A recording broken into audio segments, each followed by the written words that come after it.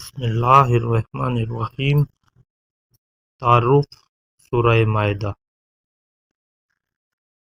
یہ سورت حضور نبی کریم صلی اللہ علیہ وآلہ وسلم کی حیات طیبہ کے بالکل آخری دور میں نازل ہوئی ہے۔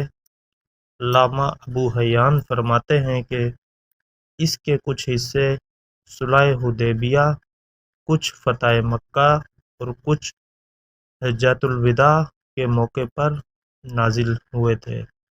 اس زمانے میں اسلام کی دعوت جزیرہ عرب کے طول و عرض میں اچھی طرح پھیل چکی تھی۔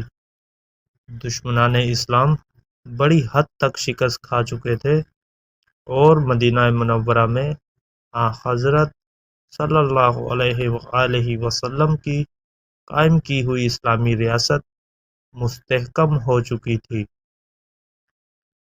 لہٰذا اس صورت میں مسلمانوں کے سماجی، سیاسی اور معاشی مسائل سے متعلق بہت سی ہدایات دی گئی ہیں۔ سورت کا آغاز اس بنیادی حکم سے ہوا ہے کہ مسلمانوں کو اپنے عہد و پیمان پورے کرنے چاہیے۔ اس بنیادی حکم میں اجمالی طور پر شریعت کے تمام احکام آ گئے ہیں، چاہے وہ اللہ تعالیٰ کے حقوق سے متعلق ہوں یا بندوں کے حقوق سے متعلق۔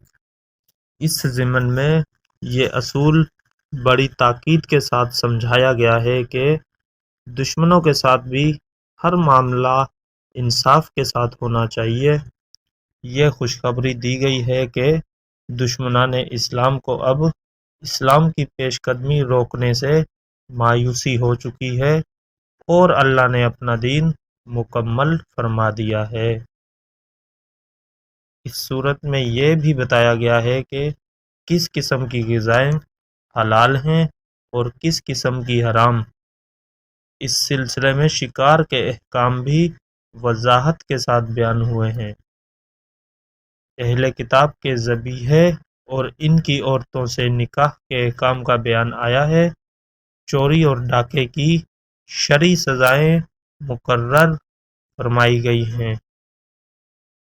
کسی انسان کو ناحق قتل کرنا کتنا بڑا گناہ ہے، اس کی وضاحت کرتے ہوئے حضرت آدم علیہ السلام کے دو بیٹوں حابیل اور قابیل کا ذکر کیا گیا ہے۔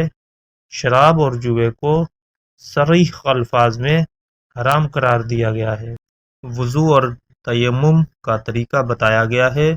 یہودیوں اور عیسائیوں نے کس طرح اللہ تعالیٰ سے کیے ہوئے عہد کو توڑا، اس کی تفصیل بیان فرمائی گئی ہے۔ مائدہ عربی زبان میں دسترخوان کو کہتے ہیں۔